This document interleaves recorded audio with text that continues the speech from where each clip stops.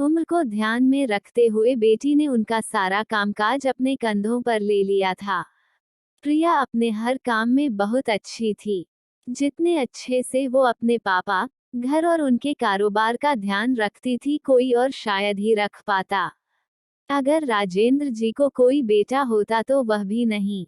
इन बाप बेटी का रिश्ता बहुत ही प्यारा था। बिना बाबा के प्रिया को नहीं चलता और बिना प्रिया के उसके बाप का किसी काम में मन नहीं लगत। कभी कभी ऐसा लगता जैसे राजेंद्र जी प्रिया के बाप नहीं उसके बेटे हैं। प्रिया की हरकतें ही कुछ ऐसी थी। बाबा को सुबह जल्दी उठकर जबरदस्ती वॉकिंग के लिए भेजना हो या छोटे बच्चों को जैसे दवाइयाँ पिलाते हैं वैसे ही पापा की दवाइयाँ उन्हें खिलानी हो, प्रिया का बर्ताव अपने बाबा के साथ बिल्कुल वैसे ही था जैसे किसी माँ का अपने बच्चे के साथ होता है। प्रिया के बाबा भी कुछ कम नहीं थे। जब जब प्रिया उन्हें दवाई खाने के लिए देती तो आधी दवाई खाते और आधी छुपा लेते, लेकिन प्रिया के नजरों से बच नहीं पाते। फिर वह उनके सामने खड़ी होकर सारी दवाई उन्हें जबरदस्ती खिलाती। रात को प्रिया के सोने के बाद चुपके से किचन में जाकर फ्रिज से मिठाई चुराकर खाना। बाबा की ऐसी शरारतें भी प्रिया पकड़ लेती थी। पकड़े जाने पर बाबा पानी पीने का बहाना करते, लेकिन प्रिया उनको समझती कि मिठाई आपके लिए हानिकारक है। बाबा को याद दिलाती कि पिछली बार उनका शुगर लेवल कितना बढ़ गया था। अपने ही घर में अब मैं मिठाई भी नहीं खा सकता, बड़बड़ाते हुए, नाराज होने की एक्टिंग करते हुए बाबा किचन से चले जाते। फिर प्रिया उन्हें मनाने के लिए एक मिठाई का टुकड़ा पापा के पास लेकर जाती और फिर वो दोनों उसे आधा आधा बांटकर खाते। दोनों के चेहरे पर बड़ी स्माइल आ जाती। बस ऐसे ही दोनों की जिंदगी हंसी खुशी कट रही थी। उनका घर बहुत बड़ा था, उसमें कई कमरे थे, इसलिए उन्होंने सोचा कि एक किराएदार रख लिया जाए। पैसों के लिए नहीं, लेकिन प्रिया के ऑफिस जाने के बाद अकेले रह रहे राजेंद्र जी को थोड़ा सा ही सही किसी का साथ मिल जाए, इसलिए जल्दी ही एक किराएदार फाइनल हो गया। उनका नाम अमर सिंह था। उम्र उनकी 50-51 की होगी। एग्रीमेंट पेपर बनाने के दौरान पहली बार वह राजेंद्र जी और प्रिया से मिले। उन्हें दोनों से मिलकर काफी अच्छा लगा और अब अमर सिंह अपनी बीवी के साथ राजेंद्र जी के घर पर किराएदार के तौर पर रहने लगे। थोड़े दिन बीते थे, लेकिन अमर सिंह राजेंद्र जी से अच्छी तरह घुल मिल गए थे। वो दोनों सुबह सुबह अब साथ में ही वॉकिंग के लिए जाया करते थे। कभी वह अमर सिंह के साथ तो कभी अमर सिंह और उनकी बीवी प्रिया और राजेंद्र जी के साथ डिनर किया करते।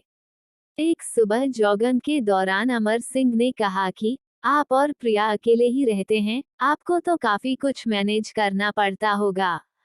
आप कैसे सब इतने अच्छे से संभाल लेते हैं? अजी मैनेज क्या करना है, मेरी होशियार बेटी के लिए ये कुछ भी नहीं है। प्रिया सब इतने अच्छे से संभाल लेती है कि मुझे किसी बात की कोई चिंता ही नहीं है, राजेंद्र जी ने मुस्कुराते हुए कहा। हाँ वह तो ठीक है, लेकिन जब प्रिया ससुराल चली जाएगी तब आपके लिए ये सब मैनेज करना बड़ा मुश्किल हो जाएगा। आपका कोई बेटा भी तो नहीं है और आप अकेले ही इतने बड़े घर में रहते हैं, अमर सिंह ने अपना विचार बताते हुए कहा। राजेंद्र जी के चेहरे के हाव भाव बदल गए। वो अमर सिंह से कुछ कहना चाहते थे लेकिन नहीं कहा और बात बदलने के लिए उनसे पूछा, खैर वो सब जाने दीजिए, आपके कितने बच्चे हैं? अमर सिंह ने छाती चौड़ी करते हुए कहा, मेरे 2 बच्चे हैं, दोनों ही लड़के हैं और दोनों ही अमेरिका रहते हैं। राजेंद्र जी को लगा जैसे अमर सिंह उन्हें ताना मार रहे हो, लेकिन फिर भी उन्होंने कुछ नहीं कहा और वो जॉगिंग करके अपने घर लौट आए। कुछ दिन बीते, राजेंद्र जी ने अमर सिंह को अपने साथ खाने के लिए बुलाया क्योंकि अमर सिंह की पत्नी किसी काम से बाहर गई थी और वे अकेले थे। अमर सिंह, राजेंद्र जी और प्रिया डाइनिंग टेबल पर बैठकर खाना खा रहे थे।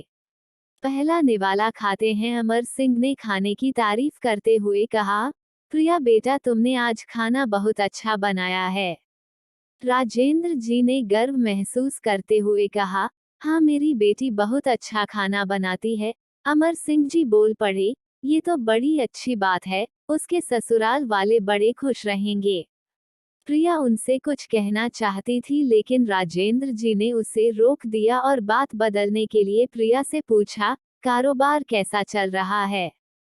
कोई दिक्कत तो नहीं हो रही? प्रिया ने कारोबार की सारी जानकारी और स्थिति अपने पापा को बताई, जिसे अमर सिंह भी सुन रहे थे और वह प्रभावित होकर बोले, वाह प्रिया बेटा, मानना पड़ेगा जिस तरह से तुम सारा कारोबार संभाल रही हो।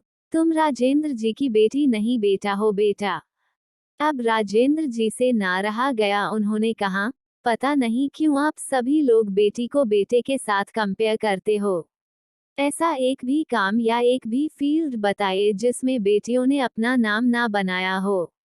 अरे आसमान में प्लेन उड़ाने से लेकर देश के सर्वोच्च पद पर बैठकर देश चलाने तक बेटियों ने हमेशा अपने आप को साबित किया है, लेकिन आप जैसे लोग अभी भी उनकी तुलना बेटों से ही करते रहोगे।